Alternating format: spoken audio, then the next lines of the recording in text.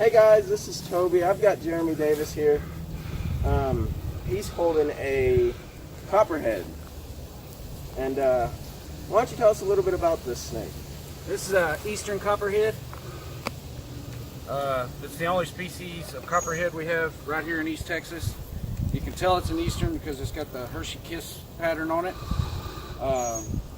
These guys are actually the ones that cause the most bites in East Texas also, because people go out in their yards without flashlights and stuff at nighttime, and as you can see, he was trying to turn on me a little bit. They go outside without flashlights or anything like that, and they end up stepping on these guys and getting envenomated. It's a really pretty snake. They're actually pretty docile, as you can tell. He hadn't tried to bite, but You were saying the most common way people get bit is by not taking flashlights out in the yard. Yep.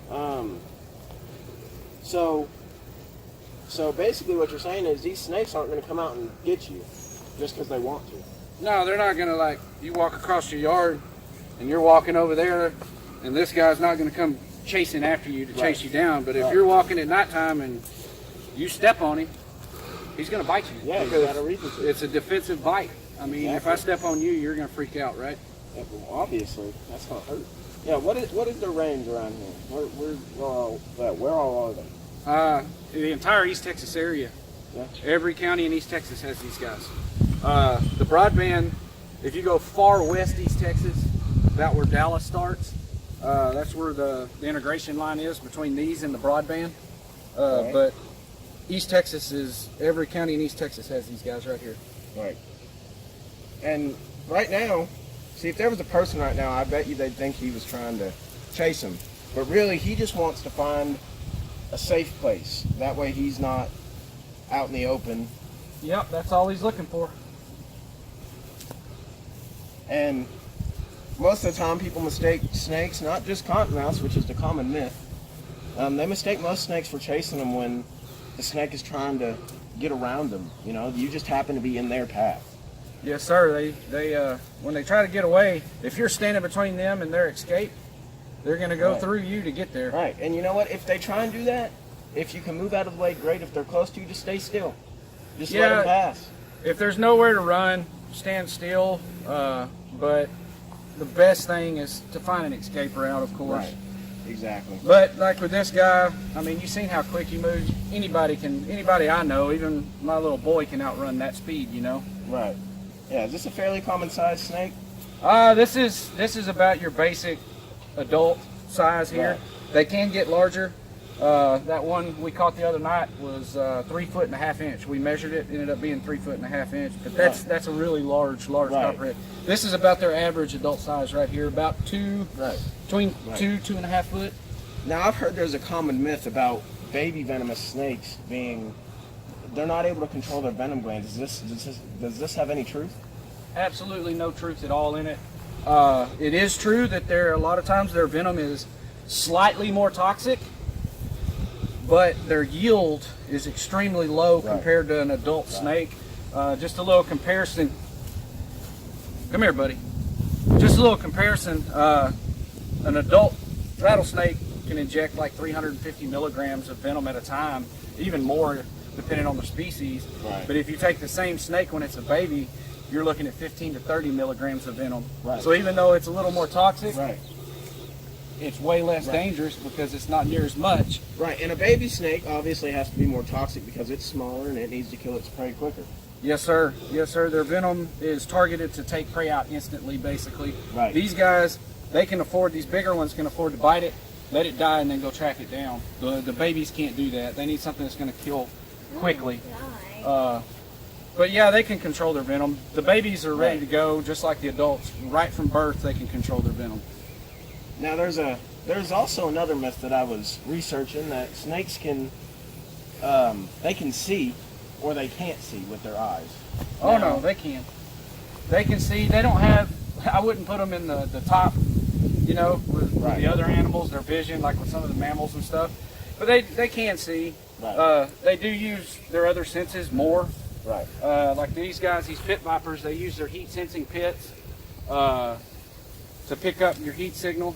They're flicking that tongue.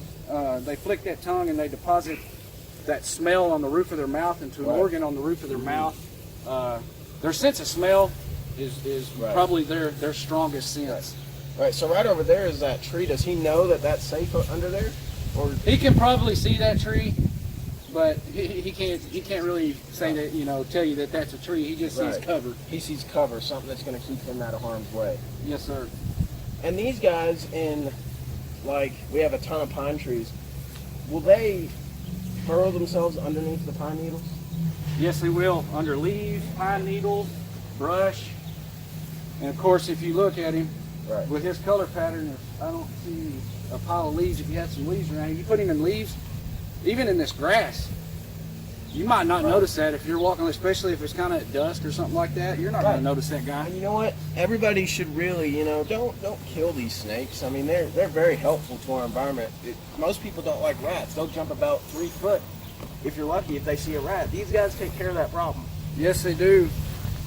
Let's say we killed this one right here, and it lives for 10 years. Just think of all the mice that you're letting live. And you're not just thinking about the mice that it kills. Let's say it kills just one female mouse in its lifetime. How many babies did that female have, and how many of those were female? We all know how fast mice reproduce. Thousands of mice that you're letting live just by killing this one snake. And you know what? And it's not their fault that we get bit. It's our fault because we don't pay attention. Sometimes we're like, well, I know this area. If I step on this pine needle, how do we know that there's not going to be a snake under there that's going to bite us because we stepped on it? 100% of the time, it's our fault. Yes. 100%. And you know what? This is why we just have to be more focused, more attentive to where we're stepping. Like, in all honesty, if you're going into woods, you should always have jeans and boots on, always. You dress for the occasion for pretty much everything we do in life. You need to dress for the occasion when you're going into an area where there could be snakes. So what are the identifiers for this snake? Well, first off, if you walk up on it, you want to figure out if it's venomous or not right off the bat. Head shape, although non-venomous snakes can also flare their head to look like a triangle. That's them flaring their head. With these venomous snakes, they have the triangular head, but if you look, it's because of head structure, not because he's trying to flare his head. They have the really sharp edges around their nose. The venom glands behind the eyes kind of give it that bulge. The head structure itself is what causes the triangular head. Then you go from the head, you start looking at the pupils. Now, everybody believes if they have round pupils that it's not venomous, or if it's vertical pupils then it's venomous. But all pupils dilate, just like yours do. So if we're in a low light situation, this guy's pupils are going to be round. But it is a good identifier. You just have to use more than one or two identifiers. Now, I do believe, I may be wrong, that probably the copperhead and the rattlesnake are probably the two most easily identified snakes because of their, one, the rattlesnake's rattle, and the just coloration on this snake. Yeah, but a lot of people also get the juvenile cottonmouth mixed up with these copperheads because they have a really similar pattern when they're younger. But yeah, the pattern's pretty unique. You're not going to see another snake other than a juvenile cottonmouth that has this Hershey kiss pattern, you know. The pattern is something you would look at once you figure out you're dealing with a venomous snake. Something else that you can do, I know a lot of people are like, I don't want to get close enough to see if it has pits on between its eyes and its nose, but if you have a little small pair of binoculars, you can use those binoculars and look. If it has those heat-sensing pits, in Texas, you know, there's non-venomous snakes like boas and stuff that'll have heat-sensing pits, but here in Texas, if it has heat-sensing pits, it's going to be a venomous snake. So you've got it figured out. You're dealing with a venomous snake. You start looking to figure out exactly what species it is. With these guys, it's this Hershey kiss pattern that you see. You hear that all the time, Hershey kisses. The coloration, they've got that. They can be really bright coppery, even brighter than this, almost white. It's so bright. The biggest one we caught was brighter than this snake right here. Yes, it was. And they can also be almost a dull gray. You know, but they're going to have this pattern unless there are color morphs. I've seen copperheads that had no pattern at all.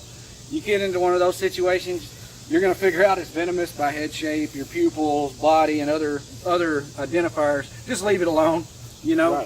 And you know what? The longest venomous snake in Texas I've seen is probably one of the rattlesnakes. I can't remember exactly which one. But most of the time, your venomous snakes, unless they're an abnormal size, are going to be short and stubby most of the time is what I see them. Well, this one, if you look at this one, it's not really stubby. It's he's kind of short. slender. Right. I mean, even rat snakes kind of are shaped like this. You can't really use it. Can help you to identify, but you can't really use that body shape as a really good identifier because, yeah, most venomous snakes are short and stubby, but they can be kind of long and lanky. And there's also non-venomous species, hognose, for example, short and stocky body. Their body is a lot like a venomous snake, the way they're built. Right, and you know, what are some defensive measures this snake will take if threatened? This one's not doing it because I've been handling him a little bit, but he's just trying to get away. Normally, they're not even going to give you any defensive behaviors. They're just going to take off the opposite direction. They just want to get out of there. But they'll rattle their tail in the grass. Right, mimic a rattlesnake. He'll kind of coil up. They'll raise their head. These copperheads will kind of raise their head up off the ground. Let's see if I can get. There he goes. They'll even stick it like where it's almost looking straight up in the air. He's not doing it, but it'll kind of stick up straight in the air like that. That's kind of a defensive posture. They'll flatten their body out, which he's not even flattening his body out to look fatter, to look bigger. Yeah, he just wants to be out of here. He wants to be out of this situation. Yes, it does. It just wants to get away from me and get somewhere safe. That's all it wants at this moment. And this tail right here, they use this to lure prey in. When they're babies. When they're babies? Because this one's a sub-adult or adult. It doesn't have that bright green tail. The juveniles will have a bright green tip on their tail. It's like a neon green. Right. They use that. Like he's got that up right now. They'll flick it, and a little lizard or a little frog or something will come along, think it's a worm. Right. They'll bite it, and when they bite it, boom, he takes a hit at them, and he's got dinner. All right, so people kill snakes all the time. We know this. We see it. How do we prevent this from happening as snake lovers? Education. Right. Educate everyone you can. You're still going to have the people that just won't listen to reason, but education is what's key. I've talked to lots and lots of people, and most of the people I talk to are snake haters, and when I'm done with them, usually they may not love snakes or want to keep one as a pet, but they and leave them alone. You know what? If you don't like snakes, don't go out of your way to kill them. Leave them alone. The biggest thing with that is people think killing a snake is protecting them or their family. Killing a snake actually puts you at risk. Most of the snake bites that happen, up to 60% of snake bites occur when people are trying to kill a snake or harass it. Right. Now I kind of, this is the last thing, you know, I kind of believe in karma. I saw a lady on Facebook who killed a king snake. Next day she got envenomated by a copperhead. Yeah, that's definitely karma. King snakes eat these guys. Right. And you know what? Hopefully, one of our next episodes will be with a speckled king. I'd really like to talk about some non-venomous species as well. But, you know, in my opinion, venomous species are cool. Just don't mess with them, and they'll leave you alone. They'll usually just want to get away from you. They want to go find cover, you know, underneath a piece of wood. Like if you're in your yard cleaning up, bring a stick with you, something that you can flip over. Don't use your hands, because that's another way you're going to get bit. You're in that snake's home almost, where they're taking cover, and you're threatening them by lifting that up. And if you get bit, that's completely your fault. 100%. So you've been watching this episode on the Copperhead. I have with me Jeremy. You know, Jeremy Davis. He caught this snake last night. He caught this snake last night. You know, this guy's awesome. You know, he takes these snakes. He doesn't kill them. He puts them in a bucket. He'll do some episodes with them, and if he has a class, he'll bring them to a class and teach people about them. You know, teach people that, hey, these snakes aren't that bad. All right, so you have a Facebook group, which yes, sir. I'm in, and my father's in, my family's in it. So can you explain that group to us a little bit? Name of the group, East and Northeast Texas Snake ID /EDU. People can join the group. You come in, if you find snakes out in your yard or out in your daily life, you snap a picture, you upload it, and me or one of my admins will identify it for you so you know what type of snake it is. We educate everybody on like kind of what you were talking about today. Educate them on the snakes, how to identify them, snake safety, snake awareness, everything we can do to educate people that these snakes they're not bad. Right. They have a purpose, and that we need to learn about them. I mean, the more you learn about them, the safer you're going to be. Exactly. So you also do relocations, right? Yes, sir. people, if you have a snake or something in your yard, or you don't have to kill it. Like I had said earlier, you're putting yourself in danger doing that. You can call me and I'll come out and I'll catch whatever snakes you have on your property and I'll relocate them. Even if you don't have a snake, but you've seen a lot of snakes, I'll come out and just kind of search your property and give you some tips on how to keep the snakes away from your house. Right. You know, that's pretty cool, guys. You know, that I haven't seen anybody else like this that will... Stop. You're looking at me. The camera's here. Okay. I know. So, this guy's pretty cool in the fact that he will relocate snakes for free, right? You're not going to charge anybody to do this? At this time, I don't charge anybody Right. for none of that, because if I start charging, then they're just going to start killing, and Right. I would rather be able to save the snake and save someone from getting bitten and trying to kill the snake. So, Right. And you know what? I haven't found anybody else around East Texas that will do this for nothing. Usually when people are coming to get snakes, exterminator's going to kill them. Most of the time, unless you get a really nice exterminator. I mean, I've seen people call police over snakes, and you get some sheriff's departments that'll risk themselves and relocate the snake, and then you'll get some that'll just put a bullet to it. And you know what? We just need this to stop. And if you need something relocated, join this group, talk to Jeremy. He'll come do it. In fact, he's training people to be relocators for this group. So, you know, just put a post, hey, I got a snake, or I've had snakes in my yard. I'd like them relocated, and there'll probably be someone out there. You know. And one more time, Jeremy, what's the name of this group? East and Northeast Texas Snake ID /edu, which education is what it stands for. So thank you for being the first video on our YouTube channel. My pleasure. Our YouTube channel is called East Texas Herpetology and More, with an exclamation point at the end. Can't forget that. So you can expect to see reptiles, you know, maybe some amphibious creatures if I happen to catch one. You know, any animal, really. If I find a cool, like an eagle or something, I see an eagle, I'm going to film it. You know, if I can get it on a tree, I'll film it and I'll tell you about it. This channel is going to be for education purposes, like what he's doing. And I believe you have a YouTube channel as well, right? Yes, I do. I have a YouTube channel right now. It's just Jeremy Davis @SnakesForMe. Okay. So, and he's going to be doing the same thing. You know, we're all about education here on my channel and on his channel and in his Facebook group. So, you know, you guys have been watching this episode. Be sure to like, subscribe. If you want more, comment down below what you'd like to see. You know, what kind of snakes would you like to see, or any animal for that matter. You can also follow me on Instagram. I do all my snake Right. pictures and stuff on there, which is @SnakesForMe there on Right. Instagram also, all lowercase. And Right. the 4 is the actual number 4. Right. Hopefully soon I may or may not have one of those.